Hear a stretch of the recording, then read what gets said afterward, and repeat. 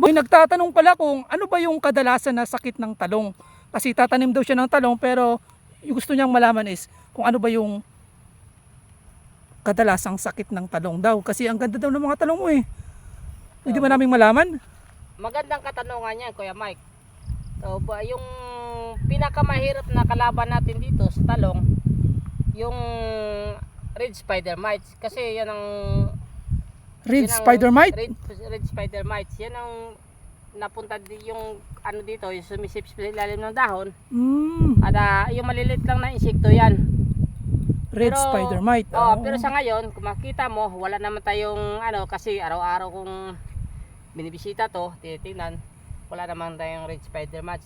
And then meron pang isang kalaban yung talong natin, yung white flies. O White yung fly.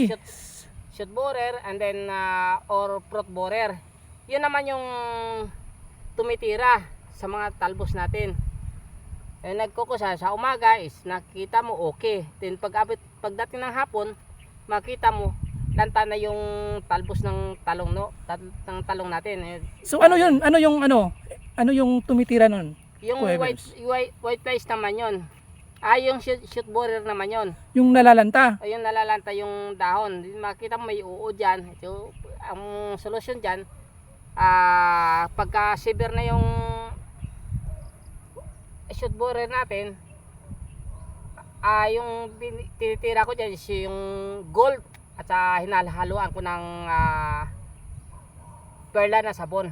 Yung tinunaw na ano. Gold insecticide tapos haluan ng perla na sabon. Perla na sabon. Yun naman sa shoot borer saka fruit borer. Oo. Tsaka sa gabi ko yun ano, ini-spray mga alas 7 o'clock ng gabi. Kasi yun ang time na umatake talaga yung mga shoot borer. So ano naman yung kung sa white fly naman, ano naman yung mga ginagamit mo? Ay, ganun na rin. Yung sa white flies naman kasi, Di ba yun yung mga puti na maliliit na dumadapo sa dahon ng talong, no? Yung dito, yung mga puti-puti dito na parang alikabok, yung akala mo alikabok, yung mga mites naman yun. Mites naman Mites tawag yung doon. ano, yung meron minsan puti or itim. Yun ang dala naman ng mga langgam na pula. Yun ang dadala din. Pero nakakapagpahina din yun ng mga dahon natin, ng talong. So, titira ko rin yung 7 naman yung titira ko. Yung mumurahin lang. Yung afford lang ng mga mahirap na farmer na tulad ko. Ayun, no, humble ka talaga, Kuya Mims. So wala ka bang ano dito ng example na tinamaan ng shoot borer or fruit borer?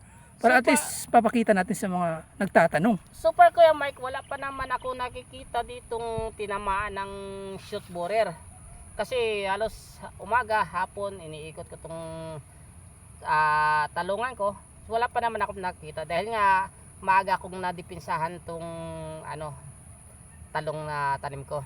So ibig sabihin wala pa talagang tinamaan. Wala pa yan, Kuya Mike. You know, ibig sabihin tama nga naman yung kasabihan na prevention is better than cure. Tama ka dyan, Kuya Mike. Nako, Prevention sige. is better than cure. Sige, Kuya Bim, salamat. Maraming salamat ulit sa bagong kaalaman. Sa nagtatanong pala, yun pala yung kasagutan para hindi ka na maproblema kung magtatanim ka ng talong. Maraming salamat, Kuya Mike. Okay, boss, thank you. Bye. Bye.